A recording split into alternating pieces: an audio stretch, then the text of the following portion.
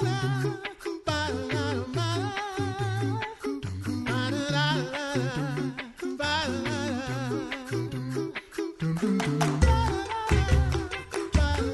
listening to The Coffee Hour. I'm Andy Bates. I'm Sarah Gulseth. Happy St. Valentine's Day. It is February 14th. It is Monday, and it is time for Mental Health Monday with Deaconess Heidi Goehmann in just a moment. Thanks to Concordia University, Wisconsin for supporting the Coffee Hour. Find out more about Concordia University, Wisconsin at cuw.edu. Live uncommon. Happy Valentine's Day, Deaconess Heidi Goehmann, and welcome back for more of Finding Hope. Happy Valentine's Day. I have to tell you that, I think it's so appropriate that we're talking about family life on Valentine's Day, because for me, it's always more about that. When I was growing up, my dad would always give me special Valentines. And I always think of my dad very strongly on this day. Aww. Yeah. And I think that that's one way we can kind of redeem Valentine's is encourage people to reach out to someone today if they're feeling lonely. Reach out to someone. It doesn't have to be about romance, right? That was last week's topic. We're over it. We're moving on. We're moving on. Reach moving out right to a family member or someone else and wish them a happy Valentine's Day. All right. So we're moving into the chapter on family life today in Finding Hope from Brokenness to Restoration by Deaconess Heidi Goehmann. So let's dig in. How do we define family? How do our definitions actually play out in real life? Yeah, it's interesting to me because this is actually one place where the Bible speaks very differently than other places.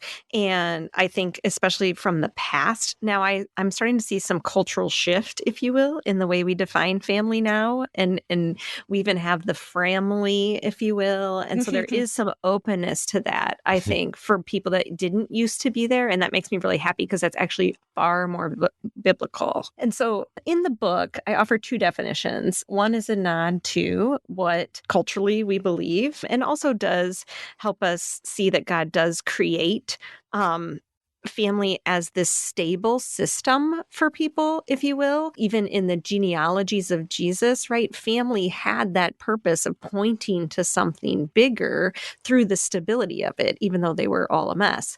I think that's really helpful that there is a structure and there are some boundaries in that. And so the first definition is a group of individuals who share a common ancestry, right? So there's, whether blood or adoption, there's this formal bond that we call family. Again, the stability piece of that is very important. But then the second one is, and with Jesus and his incarnation especially, we see the Bible talk differently about family. And so the second definition I offer is a group of individuals who offer care and a sense of protection to one another, as well as a stated commitment toward one another, legal or otherwise, which creates a unique bond and responsibility that goes beyond friendship.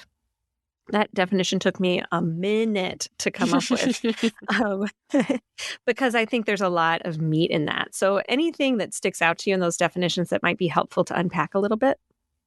I think the what is it, sense of protection, a stated commitment toward one another, legal or otherwise. I don't know how many TV shows I've watched lately, which sounds like I watch a lot of TV, but I don't know how many of these shows that involve these friends who are closer than just friends. This theme has come up a lot lately in popular culture, I feel like. Yeah, no, I think it is true. And again, I think it's because that we're seeing that cultural shift, partly because we need it. And Jesus saw this, you guys. It's so cool to me that we see this quite clearly biblically, that other people in our lives are meant to heal what is missing for us at time in family life. Other people are meant to be there when we are lonely, when we feel broken in ways that are directly impacted by our family. Other relationships can help fill that void. That is done through Christ, right? Christ is the one who does this work. The Holy Spirit is alive and well and moving between people. And so we don't need to exist necessarily in this very strict structure to get all of our needs met, in the way that the nation of Israel was quite limited because of their unique place in that time and space to be the chosen people, the royal priesthood, this holy nation that is different in the way that plays out in our lives before Jesus, after Jesus. Very different. That said, I think what is missing often culturally is that stated commitment. right? Like we kind of fall into this other family, and it doesn't work. It's one reason why marriage is so much safer for children than not marriage with parents, is because there's this stated commitment. There is something verbal that they're not guessing. Like they know what that means in our culture. And I think, especially if they grew up with the Bible, we have ways to talk to them about what makes this a safe place for them. And so you can see how complicated that gets really fast. But I do think that stated commitment is the piece that's often missing. And I would say the bond is what you're seeing, right? In the shows, especially portrayed. But what about the responsibility factor? Right? I think so often we want love without accountability. And sometimes occasionally you see people who want accountability with no love. Both those things get us in trouble. And for safety, which is the work of family and intimacy, or knowing, we call it in some of our other episodes, we need stated things, and we need that both those things, love and accountability. So is there such a thing as a perfect family? I think when we're kids, a lot of times we're like, oh, I have the perfect family. Or maybe not. Maybe it's the opposite side of that spectrum. We're far more honest than that, maybe generationally now. Yeah. Like, it's so funny because it is, I think the easy answer to that is no. Of course, there's not a perfect family, because there's not perfect people, because that's the only Jesus. Jesus, even his family wasn't perfect because it was other people. There's some beauty and grace in that. But at the same time, I think we instead do this other thing where we create two categories. Like there's a good family and then there's the bad family. And so that's not helping us either. Instead, one way that I put it in the book is that family life is broken people living together, sharing hope. And maybe sometimes not sharing hope, but like we are all broken or impacted by brokenness also. And so family is actually one way I think God brings into our lives to help us heal in that brokenness, to have a safe place to be messy and imperfect and learn and grow and be told we're loved anyway. I do think that that is the place of family. And so family more than anything. So the more intimate your relationships are, the more messy they are going to be, we talked about. And so in that way, I think there is, yes, only a thing as imperfect family, and no family is more or less imperfect. They are all simply messed up in their own way. Yeah, I think we often we acknowledge that there's no such thing as a perfect family because we live in a broken world. But I think we often, like you said, there's the good family and the bad family. You often think of, okay, well, there's no perfect family, but gosh, that family, they're as close to perfect as you can get in this life. And we all want to try to be like that perfect or close to perfect family. Yeah. And I'm a trauma therapist, right? So it is important to recognize that there is definitely like a spectrum of health and unhealth in families. We all need to deal with our mess. We all need to be honest about our mess also is one, and allow people that honesty. I think what you're talking about, Andy, is especially in the church, we do this. Like we need to look buttoned up. Like we need to look like we have it together, or we have that assumption that everyone else has it together and we don't. None of that's working for us, right? So we just need to set it aside and deal with our own stuff, be grace places where other people feel comfortable dealing with their stuff so that we can move along the spectrum of health towards something that supports more wellness in our families. Some people, unfortunately, and this is part of brokenness, had a lot handed to them, a lot of junk handed to them and their families. And so I want to honor that alongside people and say, like, I know that that is very challenging to come out of, but there can be health in all of this. And so a big work in therapy is honoring both the things that our families brought us, no matter how messed up, the ways that they have brought, maybe if not even safety, have brought an awareness of ourselves and what we want in our life alongside all the pain and all the baggage. And so I don't believe in good families and bad families. I believe in really broken people trying their best and needing to discover how God is redeeming all of that and how he brings good into all those places. So where do we find that? Where do we find the hope and grace in the midst of our broken family life? Yeah, I think it's interesting that God sent Jesus to walk among us, to live among the mess. And I think that is step one, is understanding that like our mess isn't too great for Jesus to walk among. And so while Jesus is already there and while the Spirit lives in baptized believers and all that good stuff, I do think we can actively invite him further into that and maybe like open ourselves up more to God working in that. And so we just start having the conversations about where's the brokenness? Where do you see brokenness in our family? Like, let's be honest, and developmentally appropriate with children, but they are capable of this conversation. Even with the very youngest children, saying to them, wow, like I kind of made a mess there in that, didn't I? Or mom shouldn't have said it that way. Like that was a way that I bring some mess into our family and I want it to be better for you. So I want to apologize for that and ask for your forgiveness, things like that. And so we can have really honest, as kids get older, the dinner table especially, but other spaces where we can have this conversation of where do you see brokenness around us, but also in us, is massively powerful for finding the hope. That again, really wanted to call this book The Power of Calling Brokenness by Name, but we wanted to emphasize finding hope is what actually comes from that. When we call the brokenness by name, we can see the hope. We can say, I see Jesus here in that brokenness, not over here apart from it. Because there's no apart from it, by the way. There just isn't. It's, just the way brokenness is. It is Mental Health Monday with Deaconess Heidi Goehmann, taking a look at family life in finding hope from brokenness to restoration. We'll continue the conversation in just a moment. I'm Andy Bates. I'm Sarah Golseth.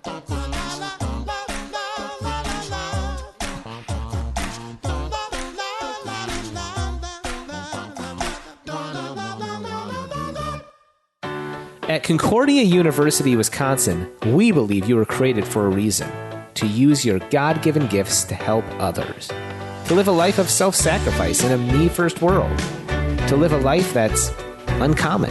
Whether you're taking one of 50-plus online programs or learning with us in person on the shores of Lake Michigan, you'll be equipped to make an uncommon impact. Learn more at cuw.edu. Concordia University, Wisconsin.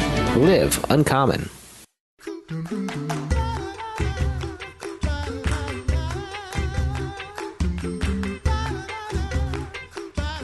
Welcome back to the Coffee Hour. I'm Andy Bates. I'm Sarah Golseth. It is Mental Health Monday, taking a look at family life in Finding Hope from Brokenness to Restoration, the book by Deaconess Heidi Goehmann. And it is Mental Health Monday, so we get to talk with Deaconess Heidi today. We are digging into family life. So we know there's no perfect family life. We're talking about where we find hope and grace in the midst of this broken family life. And you pointed out the importance of being able to identify brokenness and call it by name. But what are ways that you do that even on a daily basis? You talked about a family dinner. Help us do that. Help us. How do we find and how do we identify brokenness and call it by name so that we can then move to grace and hope? Yeah, I think one of the best ways I've learned to do this as a start, like you're starting to try to do this, right, is number one, just listen. I think that we want to guide the conversation often, especially as parents, but we want to kind of control the conversation a lot.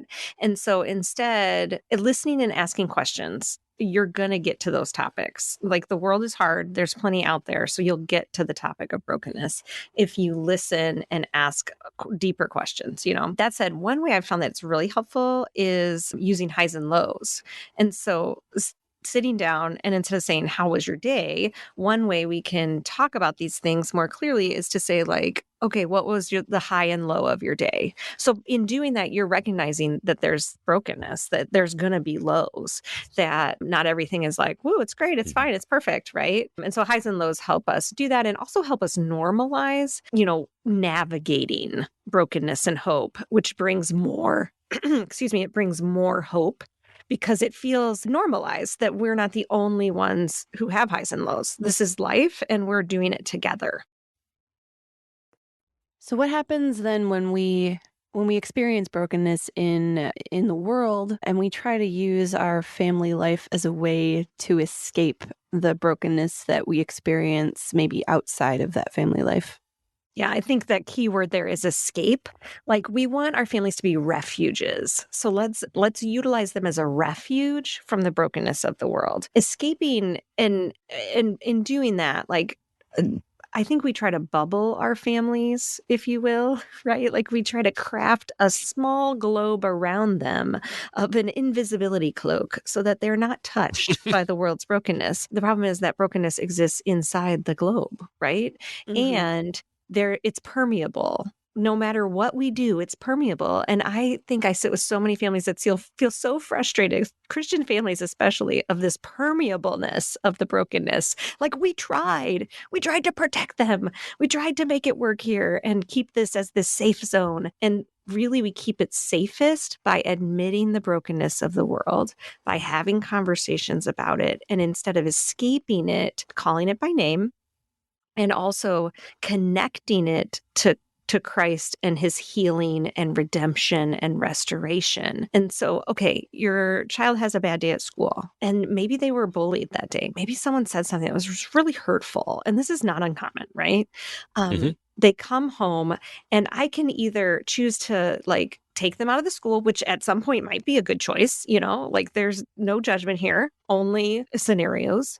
And so I can kind of rip them away. I can try to renegotiate everything. I can make that bubble wider, if you will, or contract it closer to them. Or I can walk with them and navigate it by conversing, by asking questions, by saying, like, God is in this. I wonder where you see God. I wonder how I see God. And like, sometimes that's hard to see. Let's open the Bible and see what he's doing and what he promises, and then continue navigating it. That doesn't mean the end result is different. It doesn't mean you're maybe not going to like have your child switch schools.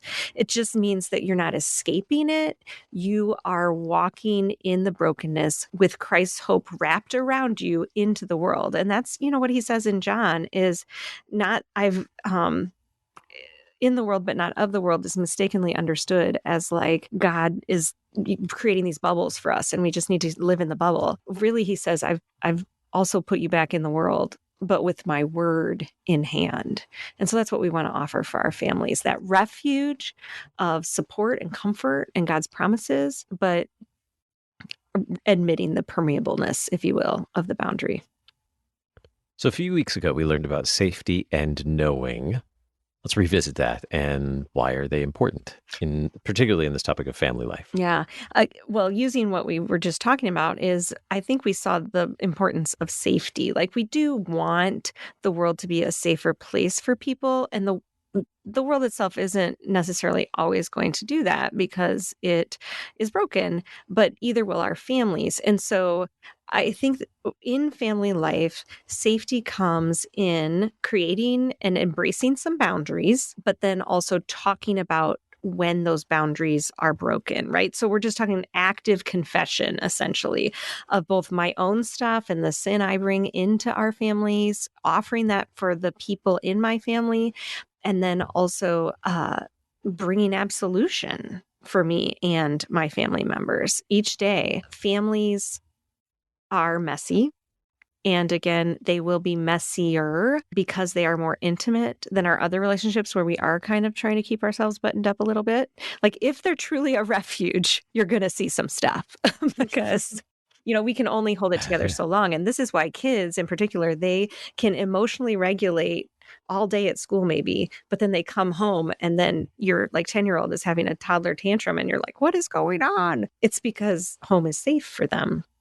The same is true for adults. I don't know about you guys, but 4 p.m., I get kind of hangry and a little grouchy, and I've been working all day. And then maybe my family doesn't get my best self. And so that's where the knowing interacts. So in working on the confession and working on absolution, on caring for each other in that, we also begin to know one another and to be able to say things like, hey, maybe you're hungry. Like, can I fix you a sandwich? And then we learn about ourselves in that process. And then while we're eating our sandwich, then we're talking about our days and we're knowing each other more. And so it's this real lovely interaction of safety and knowing, just like zinging all over the place, almost like neurons inside of our brain, that happens and builds this structure that is family in a real meaningful way.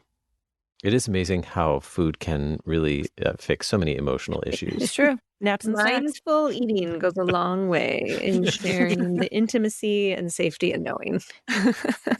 It's very true. Now, you've mentioned a few ways of building safety and knowing, but you talk about some biblical concepts in the book. What forgiveness, freedom, truth, and love, honor. Can you unpack those a little bit more in the how they help with all of this? Yeah, absolutely. So I think we, hit on forgiveness with like that active confession and absolution. I would say that the last episode that we had on romantic relationships really talked about accountability and love and the interaction there and how we want that in our families. And then I would say, let's talk about speaking truth in love. That's a good one to land on. And so this is when I think we forget so often that we need both, and both is the complete gospel, not one or the other, right?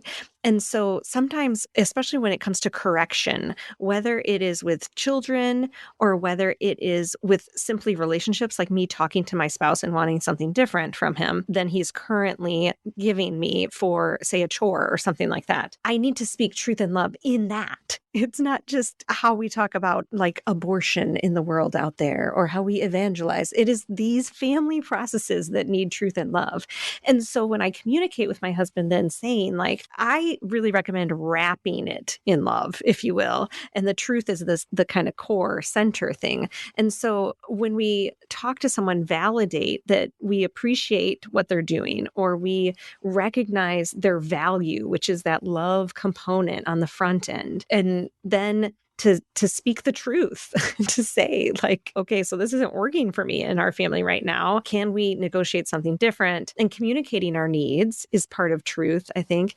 And then on the back end, making sure that love is where we land. We can be a whole bunch of angry in the middle and maybe irritated, but making sure we land in that safe place where there is refuge is a really, really good thing. And so I think speaking truth in love happens again in honest conversations, but that is especially when we need to bring the more direct conversations about our own baggage and our own sin and other people's sin or brokenness and the way it's impacting us. Whereas, before we talked about just talking about brokenness and its existence and calling it by name, now we're talking about like getting what we need in our relationships, asking for help, those kinds of things. That's where truth and love conversations come in. What about freedom? What does Christ's freedom look like in family life with just about a minute and a half? Sure. I think the most important thing is that there's no one right way. There's no ideal for family life. There is, like I said, that spectrum of what's supporting our wellness and what is not supporting our wellness, whether individually or as a community that is called family. And so I think there's a whole lot of freedom in that. Again, there have been places where the church on earth or certain materials, I think, have either accidentally or on purpose made us feel kind of junky about this. Like we need to be better Christians and have better families. And while we're all looking for tools, and I recommend looking for tools, I'd be careful about picking up anything that tells you how to be a family. I really encourage instead, gather around God's word, read the Bible stories, read about families like Joseph's family, who just was such a mess, and see the redemption in it, see what was working and what wasn't working, talk about it. I really think that serves families better than picking up a ton of resources that have like X, Y, and Z way to be family. And I love the Christian church on earth, but in this way, the small C church, I think, has really done some disservice for people in misleading them to believe that there's one right way, and they just need to find it. Finding Hope from Brokenness to Restoration from Heidi Goehmann. You can find it at cph.org. So you can, if you want to dig in more into this topic of family life, it's a great chapter. But we've enjoyed all the chapters, and we have more to discuss. Next week, we'll continue the conversation. Thanks so much for joining us again for Mental Health Monday today, Heidi. Hey, thanks for having me. Look forward to our next discussion. And happy Valentine's Day. Thanks for joining us, everybody, for Mental Health Monday. I'm Andy Bates. I'm Sarah Golseth. The Coffee Hour with Andy and Sarah is a production of KFUO. To support the Coffee Hour and KFUO Radio, visit KFUO.org. You can also text KFUO to 41444 or send an email to gifts@kfuo.org. And you can call us at 800-844-0524. KFUO. Christ for you, anytime, anywhere.